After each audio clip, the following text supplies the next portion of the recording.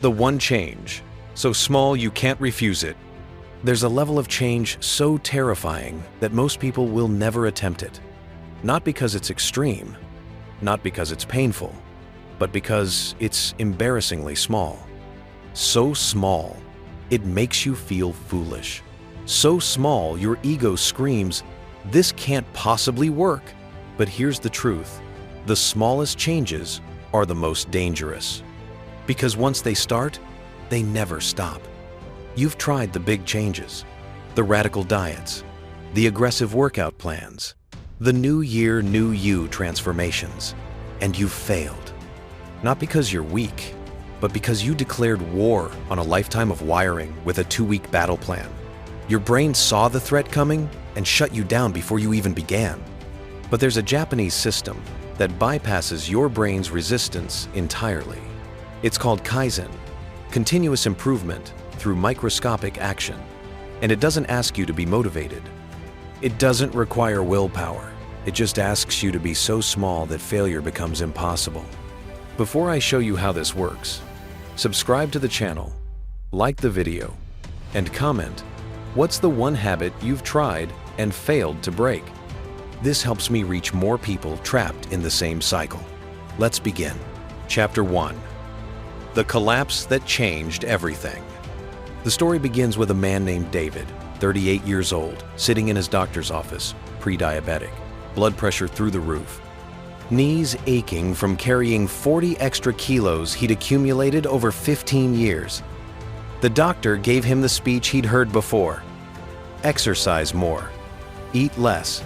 Change your lifestyle. David had heard it all. He'd tried it all. Gym memberships he never used. Diets he quit after 4 days. Running shoes still in the box. He wasn't lazy. He was exhausted. Exhausted from trying and failing over and over. That night, sitting on his couch with pizza and regret, David searched online for answers. That's when he found an article about Kaizen, a Japanese philosophy used by Toyota to revolutionize manufacturing through tiny, continuous improvements. But the article wasn't about cars. It was about a man who lost 50 kilos by starting with 1 glass of water. David thought it was ridiculous. 1 glass of water? That's not a solution. That's an insult. But he was desperate enough to try something that felt too easy to fail. Chapter 2. The glass of water. The next morning, David woke up and drank 1 glass of water. That's it. No workout. No diet overhaul. Just water. He felt stupid doing it. This wasn't going to change anything. But here's what David didn't understand. Kaizen isn't about the water. It's about proving to your brain that you can keep a promise. Because your brain doesn't believe you anymore. You've lied to it so many times. I'll start Monday. I'll go to the gym tomorrow.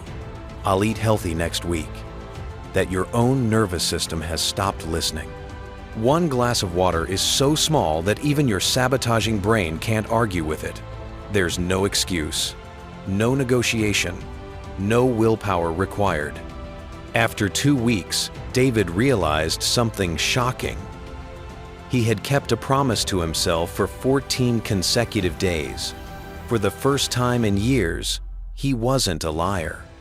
That's when the doctor introduced the second principle, Hara Hachi Bu, the Okinawan practice of eating until you're 80% full, not restricting food, not counting calories, just putting half the usual amount on your plate. If you're still hungry after 20 minutes, you can eat more. David tried it. His brain screamed. His stomach felt cheated, but he waited. And after 20 minutes, the hunger faded. He realized his body wasn't starving, it was just spoiled. Chapter 3.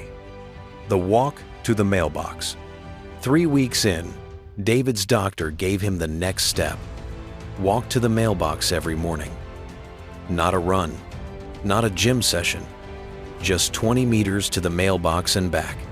David's ego hated it. I'm not losing weight walking to the mailbox, but he did it anyway. And something unexpected happened.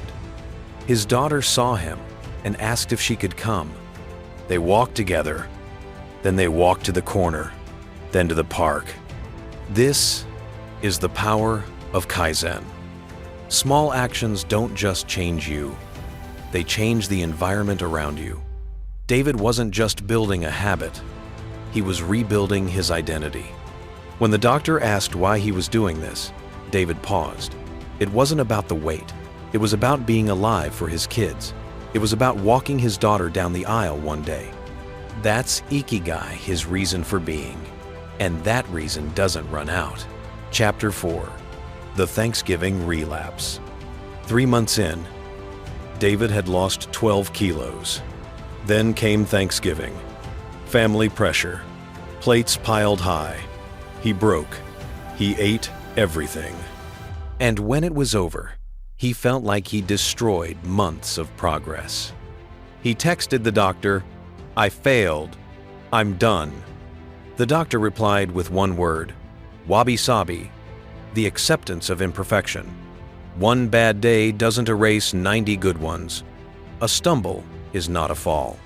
The next morning, David drank his water. He walked to the mailbox. He kept the promise.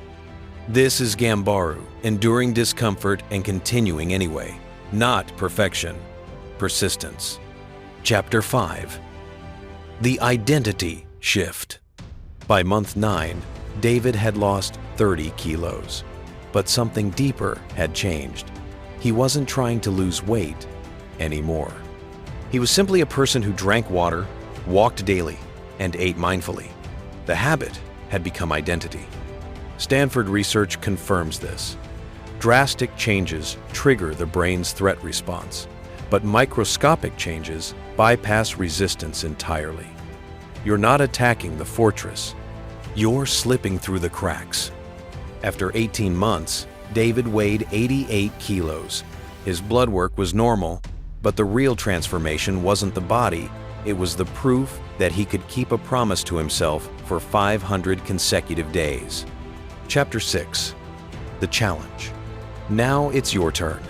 Choose one action so small you cannot make an excuse.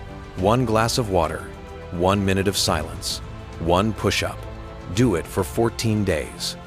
This isn't about the action. It's about proving to yourself that your word means something. Because once your brain believes you again, everything changes.